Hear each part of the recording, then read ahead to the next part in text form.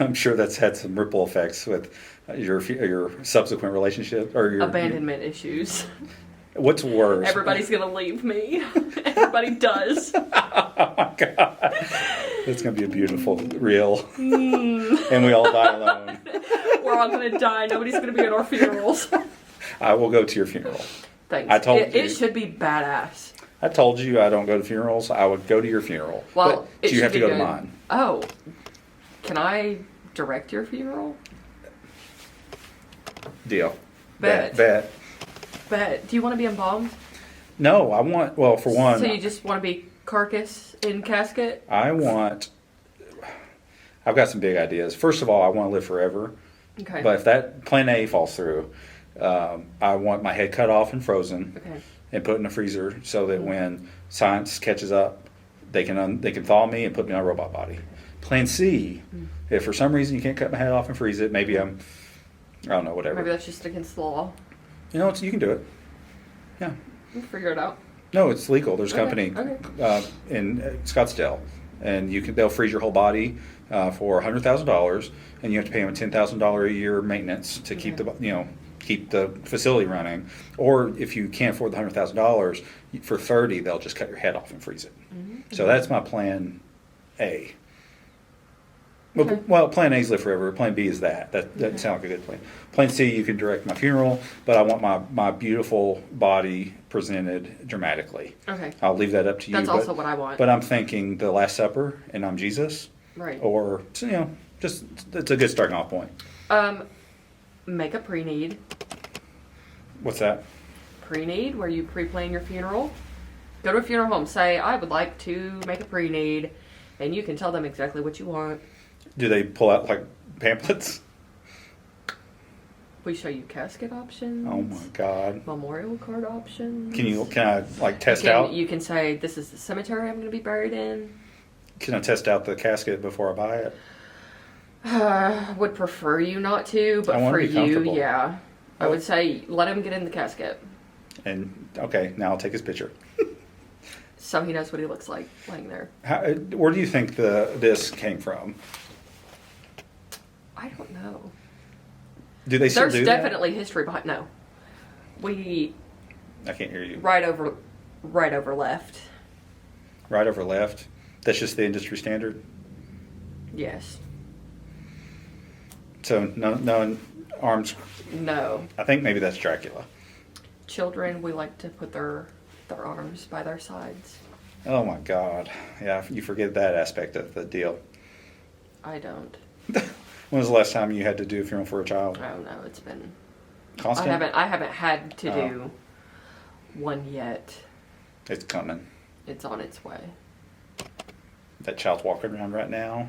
Like last week, I was speaking into existence that I wanted a really good decomp case, and then yesterday we get a call. Hey, this woman's been dead for like 4 days. Come get her.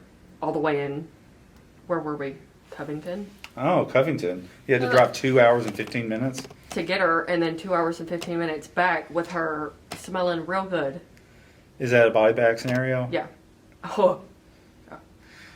What do you? How did you manage the drive back? Do you have like a nose plug? We just cracked the windows. It really wasn't that bad. Crack the windows because of the dead body smell? Yeah. That's a concept I've never heard of. Thank you. You're welcome. It's like But when we got back, there wasn't really anything we could do with her, so she ended up in a body bag with deodorizing powder. My last question, and we'll wrap it up. But your husband that ran off to Serbia, have you had any contact with him? We talked back and forth somewhat there for a little bit. We were madly in love with each other, and it just didn't work. So Did he ever explain why he did that? That of all the options, any excuse that I received was invalid and not good enough. But funny that you say that, because a couple weeks ago I got a notification that he viewed my LinkedIn profile, and I was like, is he going to be watching these videos? No. I don't know, maybe. Probably not. So what was the most valid excuse that he gave you? that he just couldn't. That I just couldn't do it. Do what? Stay married? Be faithful, not cheat. Could you have swallowed some cheating to stay with him, or is I that did. Oh, you did? So that's not a deal breaker by itself. Next time. Oh, you. I mean, no, I have no patience. I will not be disrespected again. I will not be put on a back burner. And he was beautiful. Let me show you. Sure. Beautiful man. He might turn me. He might. Please hold. He looks like a Serbian. Was he like 6'4" too? 6'2". 6'2". All those Serbians are tall and handsome, aren't they? He was. All of them. Okay, you want to hear something spooky? We'd be dead asleep, and I would hear him speak in Serbian in his sleep. So I just hear this already insanely odd language coming from him, and him dead asleep. So yeah, that used to freak me out. That is weird. You don't even know what Serbian sounds like. It's not a Romance language. It's not. Oh, this is a better picture. Are there any? Yeah, he looks like an actor. Weren't we so cute? You look so young. You got some baby fat on your cheeks. Yeah. We would have made some beautiful children, which I don't want, but I was going to have his child. And second and third as well, if he wanted. No, one would have sufficed. Probably would have had twins, because that's just how my life goes. Do the women in your family have easy childbirths? Yeah, I guess. I've not really heard any horror stories. I didn't know if maybe you have like narrow hips or something. Oh no, we've got the birthing hips. Good. Do you hate him still? Yes. Good for you. And do I still love him? Yes. Am I conflicted? All the time. You still fantasize about him? Oh yeah, I think about him multiple times a day. It's true. Everybody's like, oh, you'll find somebody one day. You'll find somebody to love. And I'm like, that makes me want. My heart is in hell. In Serbia. I'm not okay. I never will be. I may love somebody again, but I don't imagine loving them the way that I loved him. Obviously, there's going to be a million different reasons why I don't love them in the same way, but like he just... I hate to break it to anybody watching, but it's not going to work out between us. Too much trauma. Sorry, it's for your own good. Yeah, you're saving you. I love that concept. I'm doing it for you, for society. It's not you, it's me. You're basically a superhero. I try to be. If you think about it. Any history of mental health in your family? Like everyone. Yeah, it's really bad. Good. Not anything like schizophrenia, nothing like that. My mom's brother killed That's been himself when he diagnosed. was 28. They say that men, if they're going to, it's usually between the ages of like 27 and 30. That's like, there's a huge correlation with those ages. And I don't know, I could speculate on all the factors going into that, but for whatever reason, a lot of men burn out beautifully and unalive themselves in that window.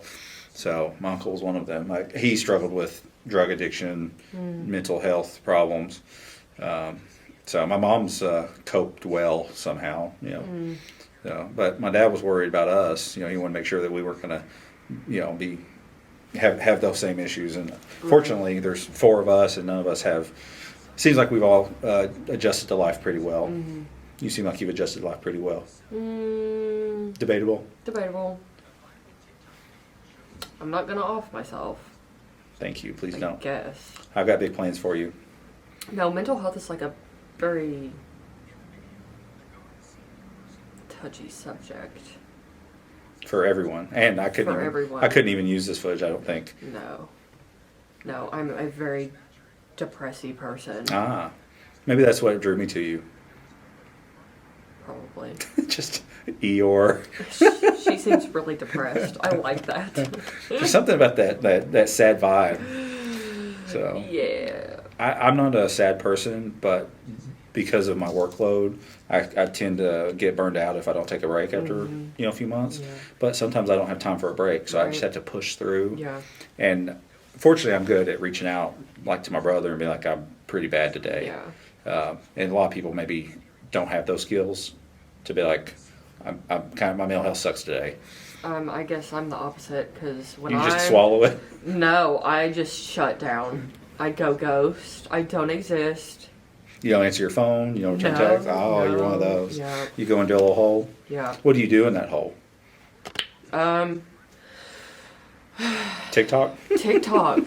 That's so embarrassing.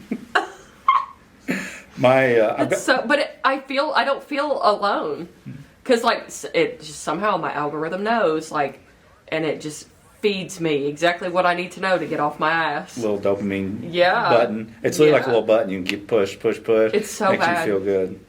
One of my best friends had to delete the TikTok app. It was actually affecting his life. Yeah. Like I'd call him like early in the morning, like on a Monday, and I'd be like, "What are you doing?" He's like, "I'm laying in bed on TikTok." Like he'd start his day, he'd end it. No. You know, he would stay up like 3 hours longer in bed just because of TikTok. Which a lot, we've all done that. Right. But he was it was an everyday thing. Yeah. So I don't know. I don't see anything like me, like if I'm having one of those days and I'm just like, I just want to get in bed and it's not necessarily just TikTok. Like I'll get sucked down a rabbit hole on YouTube about the Titanic. Like it could be anything. But I don't see, it's not awful to be able to use that as an escape for a little bit, but then you also need to know when to get off your ass. And which is really hard. Nothing's worse too when you have to go to work, but you really shouldn't. Like, just taking a mental health day, but like your job, you can't. My job, I can't. No. So, I mean, you literally said off camera at some point that if you didn't answer the death calls, like they'll find somebody that will. Yep. Yeah. I just can't believe how competitive it is. I guess it's not competitive. It's just there's not a lot of people that you're just expected to do it, and there's not a lot of people that want to do that. And I don't know. I'm like fighting for this job right now. So. Oh, you still feel like you're fighting for the job every day? It's getting significantly better. But I'm still like trying to keep my head down and do exactly what I need to do. We're gonna have a very long form video Friday because I don't know if you remember doing Ferriston, but it takes you about 45 minutes to go through it. It's a huge walk. Oh. I better take my propranolol to keep my heart rate nice and. It starts with a 10-minute hayride where they take you out and then you have to walk back. I think I remember there being chainsaws, loud noises, like get me on edge, and like carnival optical illusions. So last year they had the bridge. No. You were walking on the bridge and the tunnel was spinning, so it made you feel like you were vertigo. Ugh. So there'll be some filming challenges, but I'm very excited. There might be stuff we just can't film you guys doing, right? But you'll still have to do it. So. Anyway, yeah. So I'll use the Halloween stuff for Halloween. This will be for Friday. I was gonna have Psychic on and do the fraud. You heard us. We said what we said. Not gonna say her name, but she knows what she did and who she is. I'm not mad, but man, we were so excited. Had you told people? I told my mom. Yeah. And that's big. Like I told my mom. Like what? I want to know what she does for a living. I met her because she was bartending at one of the restaurants in Corbin, and excellent bartender. But and you can't read to people on a Sunday afternoon. Do you know any psychics? No. So I got the idea because my friends went to this Harvest Festival in Berea like 2 weeks ago, and they had a psychic there, and so my friends met her. I think they did a little reading, and she gave my buddy her card. He gave it to me thinking that'd be a fun idea, and I was like, that is a fun idea. But that woman was in Colorado for the rest of the month because Colorado people like psychics a lot more, and so she's like, yeah, I'll be back in November, we can do a reading then. I was like, nobody wants a November psychic reading. Yeah. Spooky season only. Yeah. And that's what she said too. All the psychics I talked to, like, my October was booked months ago. So that's a lesson. Noted. Yeah, reach out in July for the October session. You cope with just shutting down and going to TikTok. Oh yeah. Do you do anything else when you are trying to like pull yourself out of that hole? Not really. I try to like force myself to get in the car and go get something good to eat that, like a comfort food. So you go after the feel good food. Yeah. When I have to keep working and I feel terrible, I don't have a good coping mechanism. I just can't complain a lot. I complain a lot, and I catch myself being an asshole to the people around me, and I feel bad. Like, I could really, really love my coworker, but if I'm down and out, like, I hate you, get away from me, you suck at everything you do. Dear God. Do you go for the jugular? You're ugly and stupid. All right, well, let's do many more podcasts. Many. I can't wait until I don't have a calendar full of... When does your calendar empty up? I will graduate in May. Oh, great. So, yeah, light at the end of the tunnel. Mm-hmm. Well, I just need like an hour once a week. I can do that. And we can do whatever. I make my own schedule, so I can literally accommodate. Must be nice. So, I mean, you've got your Serbian trauma. I've got my Started 5 company trauma. Mm-hmm. They're not the same, but I do have it. It's trauma nonetheless. It is trauma. Companies are hard. So, all right. Well, this has been the Property Tales podcast. Thanks for joining us, and we'll see you next time. Yeah. All right, you got yours. Where do we go?